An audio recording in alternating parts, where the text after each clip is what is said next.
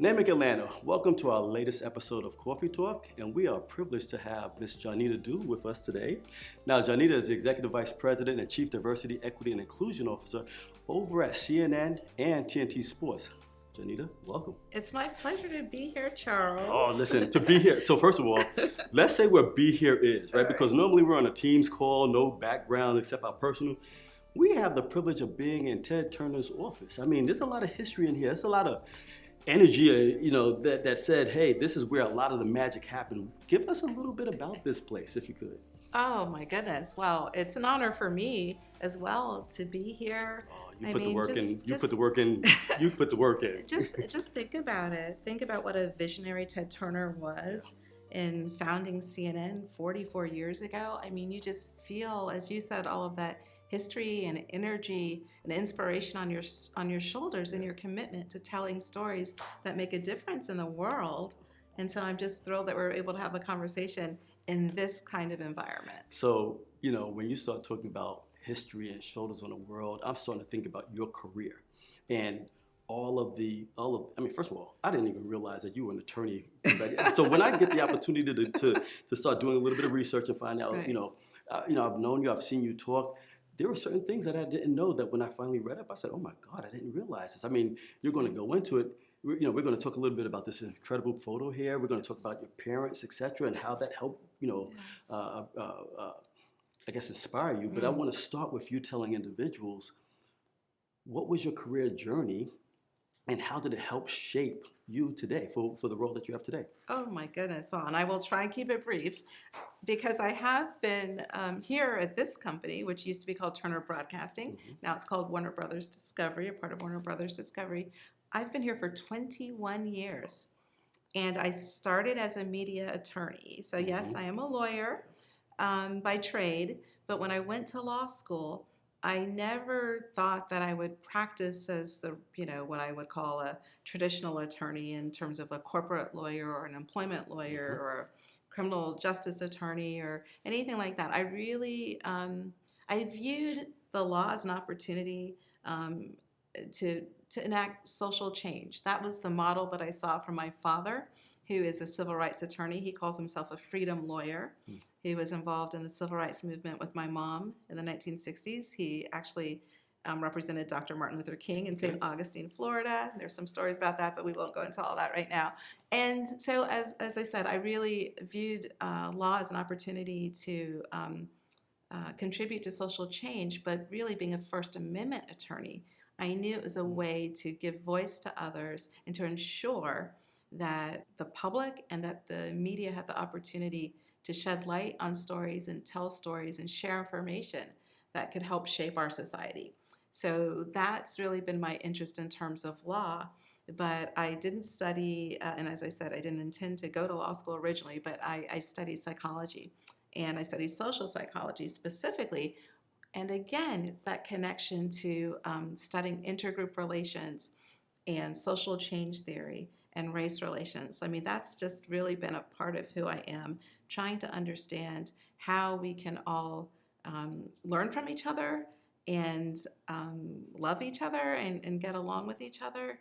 And that all really I attribute to my parents and seeing them as community leaders and civil rights leaders. That's where that passion and interest grew. So as I'm listening to this, once again, I've looked at some of the background, some of your history, and some of the roles that you had, and it all starts to make more sense, right? Especially when you start talking about how, well, you know what, we're going to hold off on that for a second, because I'm going to ask you, I had an opportunity to talk to a couple of people who work with you. Oh, boy. And, no, this is great. They came, I said, so if we're talking about Johnita, when you talk about her leadership style, what would you say?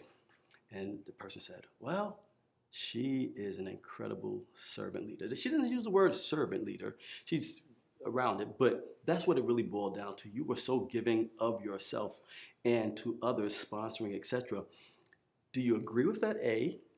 And if you don't, how would you describe your leadership style? Oh, my goodness. First of all, that's so touching to hear that colleagues or and people that I know feel that way, because I do aspire to be a servant leader. And I view servant leadership as being a type of leader who really is empathetic and tries to understand the needs of the people around them, and then tries to inspire them while trying to enact change. So that's how I view servant leadership. And it's so important in society and in our industry. It's really important, especially as the industry is going through so much change, having that empathy and having that accessibility and making yourself not only an advocate for other people, but, and I like to say, and you've heard me say, I like to give voice to others. That's how I always viewed my mission growing up. But I've learned it's not about giving voice to others, it's empowering others' voices, right? Because we need everybody to feel confident and included enough to use their own voices. And that's what a servant leader really should do. Yeah. Now, it's Women's History Month, and you remarked earlier about First Amendment, and then you start thinking about what people had to go through in their past and the leadership and the servant leadership that people had. And it hasn't always been a period of in space and time where we could be our authentic selves, right?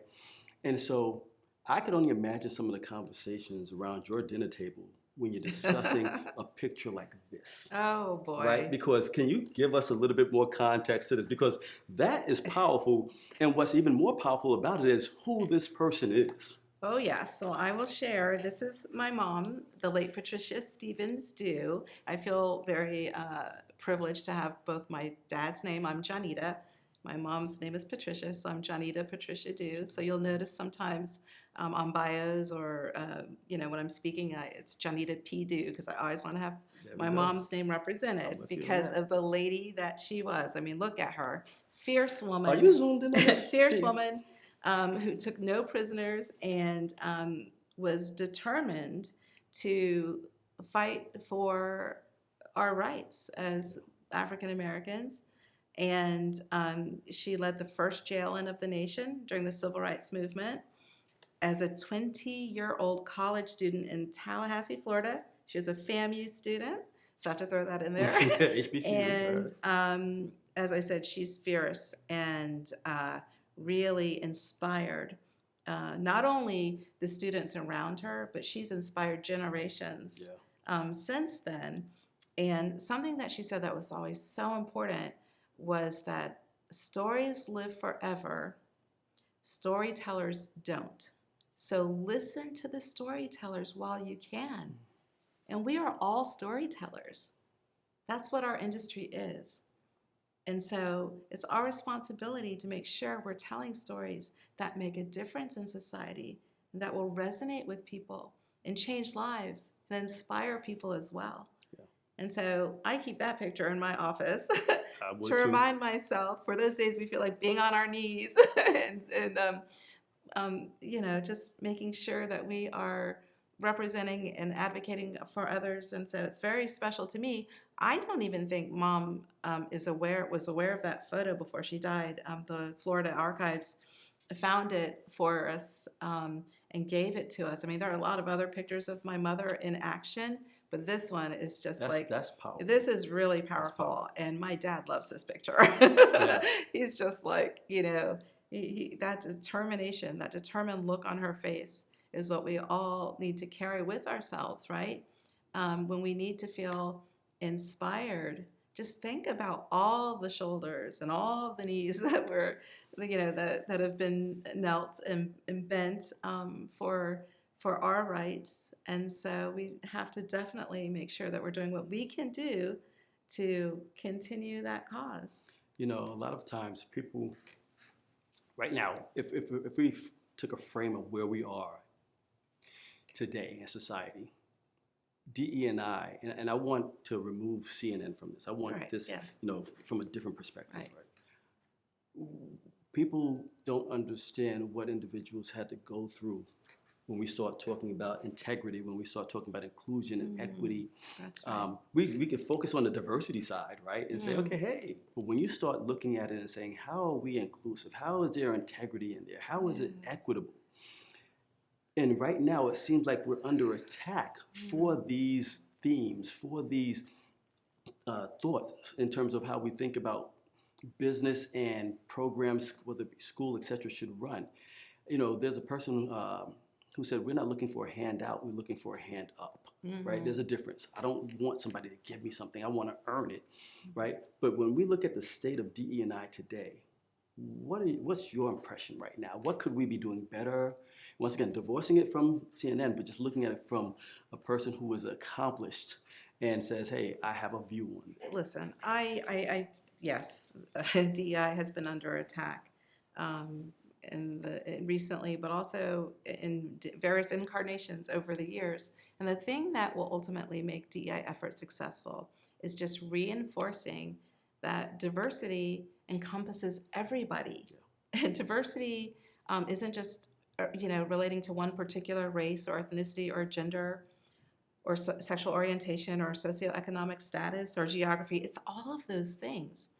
Everybody has an identity. Everybody brings something to the table that needs to be valued and celebrated.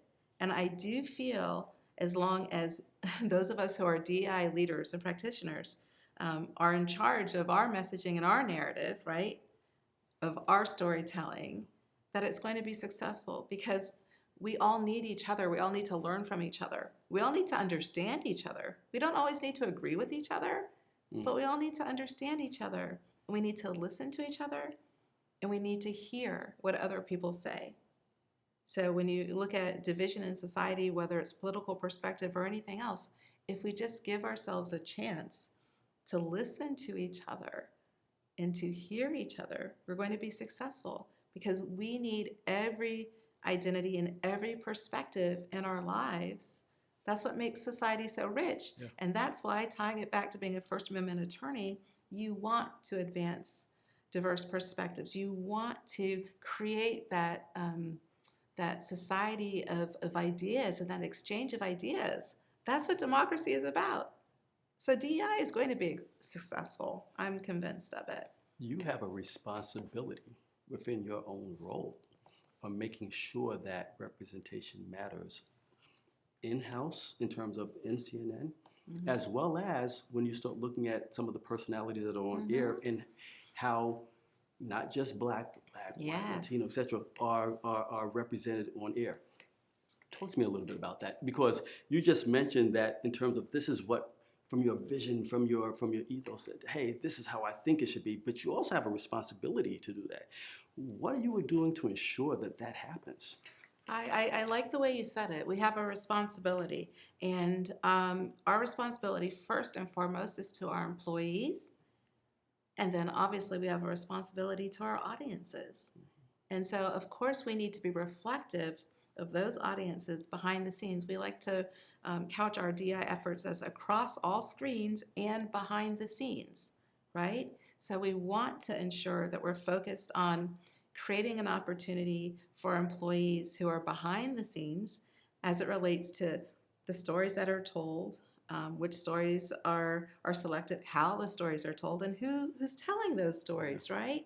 You need to have diverse representation in all respects behind the scenes, and obviously it needs to be reflected across all screens so that we can reach and we can resonate with diverse audiences. And listen, we're a business, right? And so we want to be successful.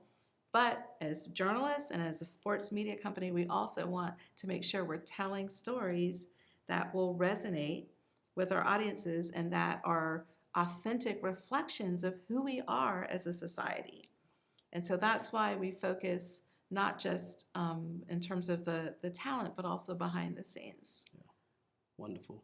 I'm going to turn the knob down a little, right? You've been in there, right? And so you are an alumnus for the NEMIC's ELDP program. Yes, I am. Right? I think you were program. Well, now I'm embarrassed. Oh my gosh, my classmates are going to be so mad. I'm blanking on what class was it? Was it 16? 17. Oh, was it 17? Oh, I was thinking 16. Sorry, everyone. It could be, we were the best class ever, though. That's what we'll say. I haven't talked to one person who hasn't said it. Right? We were the best class ever.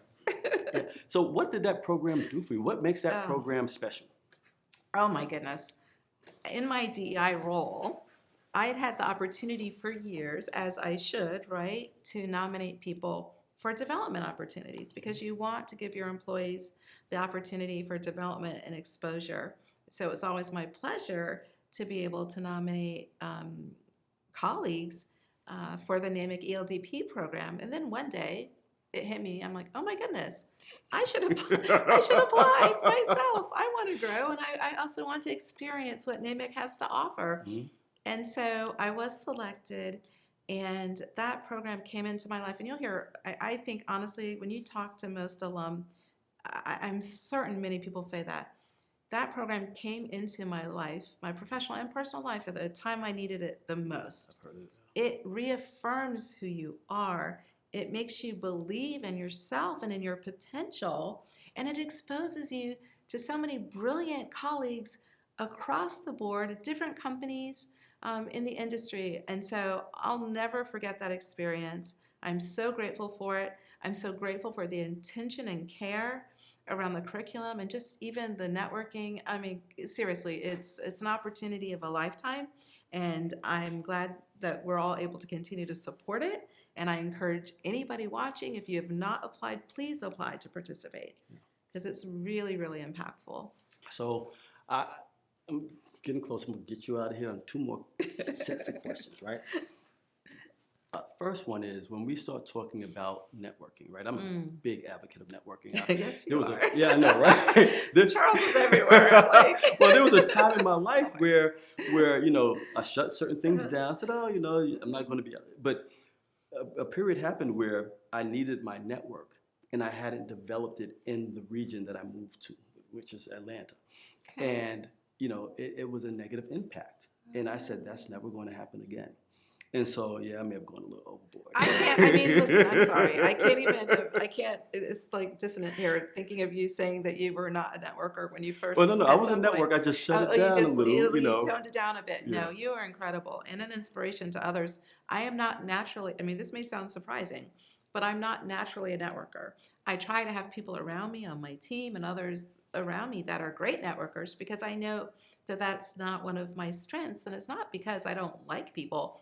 I'm a very friendly person, and I enjoy people, and I really am inspired by the people around me. But I just don't have that skill of like the outreach and the follow up and all of that I see you and so many other people doing, and it's crucial, honestly, I believe, to career success. So you knew where my question Yeah. was. And so that was the question, right? When you're talking to early career, maybe even Yes. mid-career leaders and individual contributors, what is the value of networking? And I'm gonna go a step further and talk about mentorship.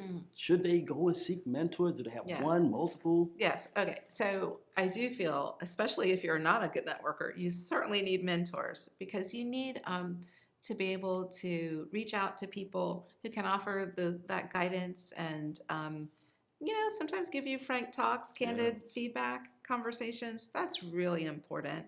And mentors definitely serve that role. I do encourage everybody to kind of stretch outside of your comfort zones. If you're not a networker, still find the local organizations in the area that you're interested in. Look at the various, coffee talks or the various events that are planned and attend them. And I do recommend, and as I said, I'm horrible at it, as I'm sure many people watching can attest.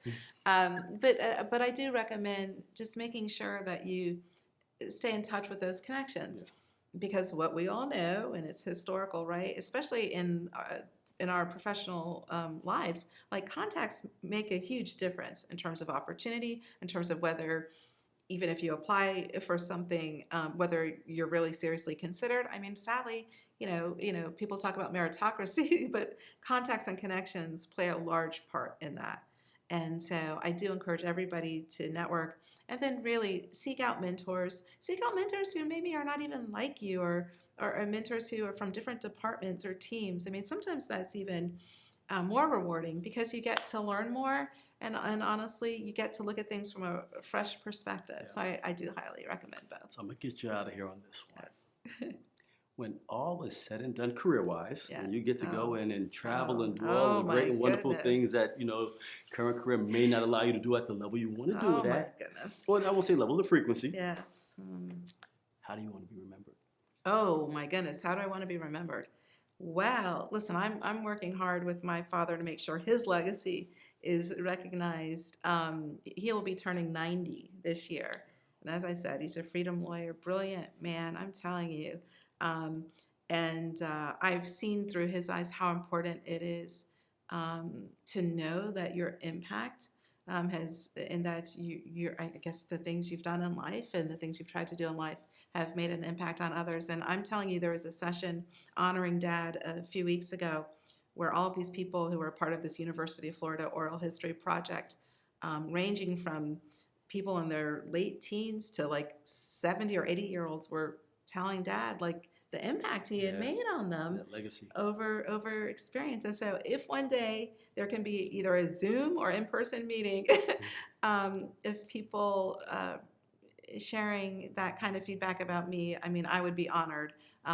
Ideally, it's always before you're gone, right, that you hear that. But I honestly, and I'm joking a little bit in the sense that I don't need flowers to sustain me. Yeah. I'm sustained by knowing that it's possible to make a difference in whatever ways we can, and that's all you can do. But as you're doing it, make sure you're celebrating even successes that may seem small, because any movement, any positive movement is important, right? So always celebrate what you're able to achieve and the impact you're able to make, and then I think in time you'll be remembered for that. I have a phrase that I'm going to say right now. I always like to say representation matters. Johnita do represents all day, every day. And so there's going to be a point in time where she's not even thinking about anything in this nature or this context. And she's going to be walking and she's just going to see flowers on the floor. Oh my gosh. Bunch of flowers on the floor. And that's going to be by way of people coming back and saying how great and wonderful she is by the works that she does. So, Namick Atlanta, thank you for tuning in. Johnita, we appreciate you for having us. Thank you. We appreciate you. Once again, when we have the opportunity to be in presence of, this is where where it resonates for me, because this is a personal side. This is where I really get to sit down and have a conversation, and those are tears of joy, y'all. If y'all seeing that, and that is moving me, because you guys may not understand what it takes on a daily basis to be a servant leader and to be giving out, and not necessarily looking for something back in return as a sustenance. But when it does come back, hopefully it moves a person or people to tears when we start to understand that there are champions out there for us, working behind the scenes, sponsoring us, that may or may not get the credit that they deserve. But for those who know, they're always in our minds. So thank you for having us. Thank you. Beautiful. Thank you so much.